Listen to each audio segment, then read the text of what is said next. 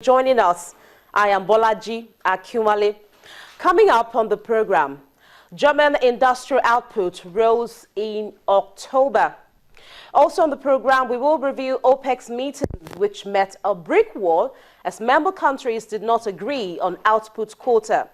Pt.1, the head of energy research at Ecobank Development Corporation, will talk to us about the implication of the meeting on the global energy market.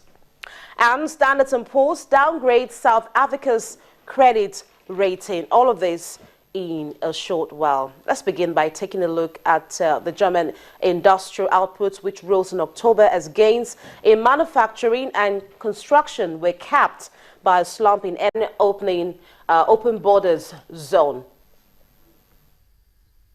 EU governments and the European Parliament drew years of wrangling over security forces' use of airline passenger data toward a close last Friday by agreeing to a compromise deal with the legislature. Luxembourg Interior Minister Etienne Schneider, who chaired the Council of 28 governments in Brussels, made the announcement at a news conference after the meeting. The dispute over the retention and sharing of passenger name records became a shibboleth in Brussels.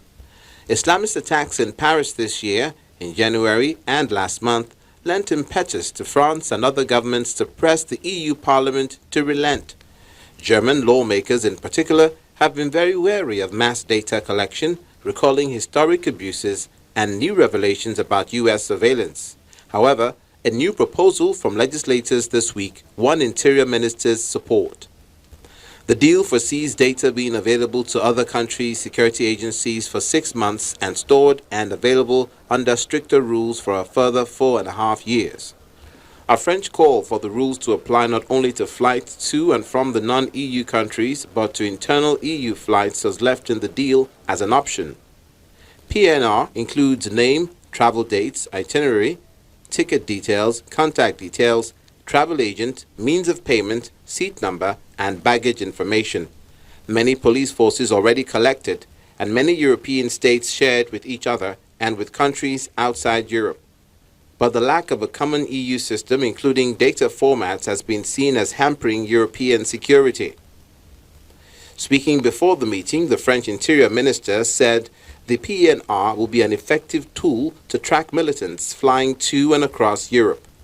Also speaking before the meeting, the German Interior Minister called for the bloc's border agency, Frontex, to be given responsibility for controlling a frontier with a non-Schengen if a member state failed to do so.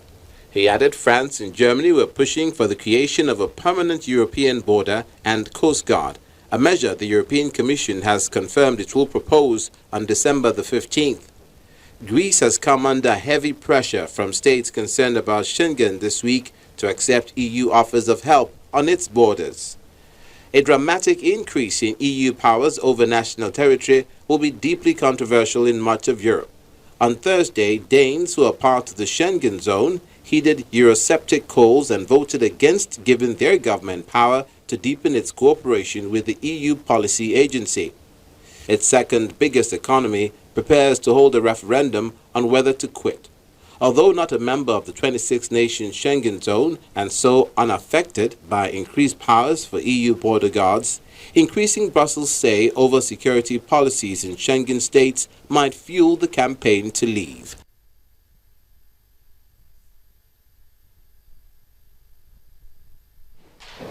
And oil prices edged closer to 2015 lows on Monday after OPEC failed to agree on a production to curb sliding prices of oil and a stronger dollar, which made it expensive to hold crude positions. The Organization of the Petroleum Exporting Countries ended its policy meeting last week without agreeing to lower production.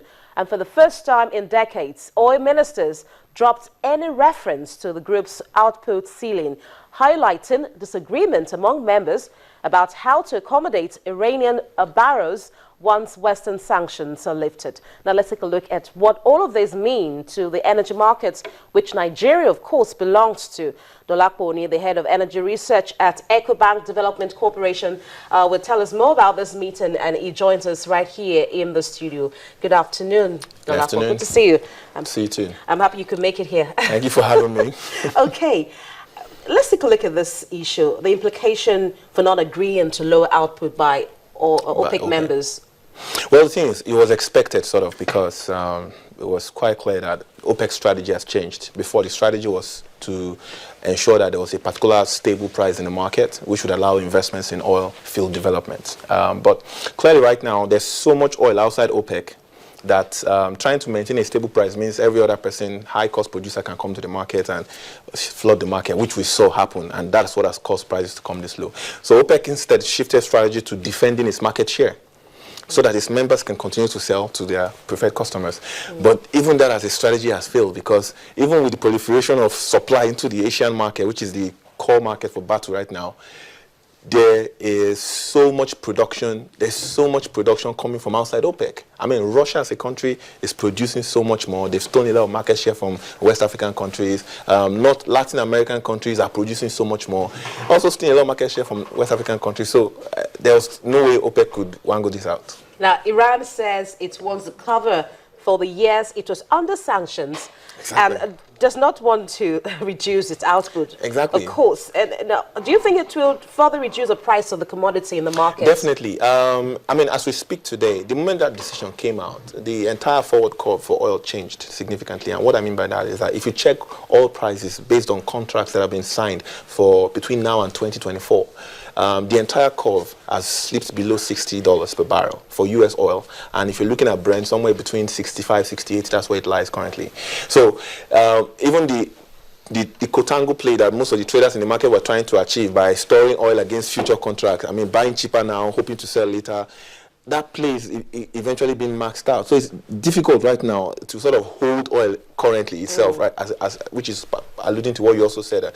So it will have impact on Nigeria significantly. And now Nigeria and Angola have agreed to cooperate and also reach out to other oil-producing countries in an effort to show up the dwindling price of the commodity in the global market. How possible do you think this cooperation can work? Can work? Honestly, there's very little they can do, because considering the size of production that they control, I mean, if you put Nigeria, Angola, say the smaller members of OPEC into the same basket, they control less than, if you remove Saudi Arabia and Iran, the other guys control less than 50%.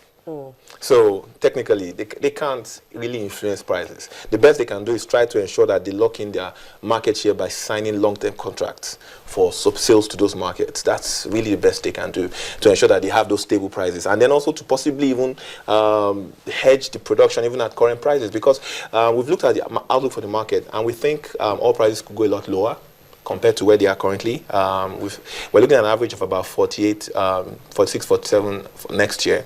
We had an average of about 54 this year.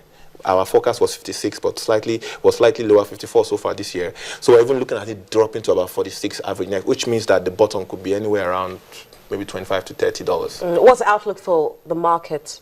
But where it's going to this year, we think before the end of this year, we could see oil dive into the 30s range. So maybe 39, 38, thereabouts. And that doesn't spell well for Nigeria? That means a little more drop, a little more crunch, a lot more crunch for Nigeria. Yes. All right, Dolapo, thank you so much. That'll be all for now. Thank you so much. Dolapo Oni is the head of energy research at EcoBank Development Cooperation. We'll go on a break, and when we come back, we'll bring you more stories here on the program. Stay with us.